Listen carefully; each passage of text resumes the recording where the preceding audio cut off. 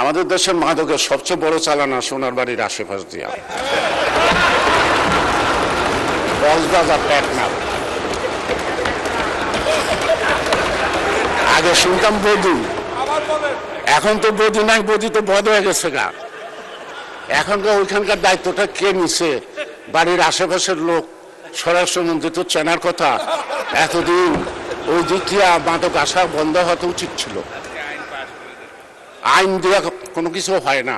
আইন কার্যকরী করার জন্য সাহস লাগে, সৎ সাহস লাগে, ইচ্ছা লাগে।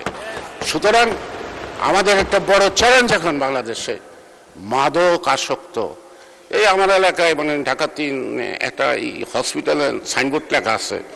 আমাদের মাননীয় সাবেক মন্ত্রী মোশাররফ ভাই তার নাম লেখা আছে, এখানে উদ্বোধন করছেন এবং আমানুল্লাহ সাহেব উপস্থিত ছিলেন। একটা স্টোন আছে, 10 শয্যা বিশিষ্ট একটা হসপিটাল, পুরা মাদকে আক্রান্ত। মানে রুগীও নাই, ডাক্তারও নাই, দারোয়ানও নাই, মাঝে মাঝে চিন্তা। একটা নির্বাচনী এলাকার মধ্যে এ গ্রেড ক্লিংকারের কনফিডেন্স সিমেন্ট বাংলাদেশের হৃদয় জুড়ে 10 শয্যা বিশিষ্ট একটা হসপিটাল আছে। কি গর্ব আমাদের, কি অহংকার! আমরা কত আগাচ্ছি, কত কিছু করে ফেলেছি দেশের জন্য। যেখানে আদমশুমারি অনুযায়ী লোক সংখ্যা হল 6 লক্ষ, 6.5 লক্ষ, কিন্তু বেসরকারিভাবে 15 লক্ষ লোকের উপরে বসবাস একটি আসনে, ঢাকা 3-এ। সেখানে একটা হসপিটাল আছে, তার মধ্যে মাদক আসক্ত। তা মাননীয় স্পিকার, আমার মনে আমার সব কথার মধ্যে সব দাবি হয়ে গেছে। এখন আমরা সাহসিকতার সাথে আমাদেরকে এগোতে হবে।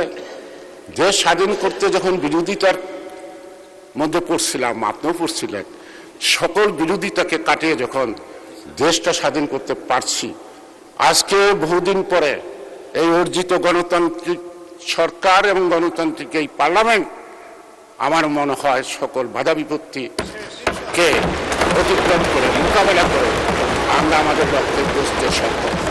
মাননীয় স্পিকার, আপনাকে ধন্যবাদ। যদি বাকি সময় থাকে এটা অনেকে দেন, তারা ধন্যবাদ মাননীয় সদস্য।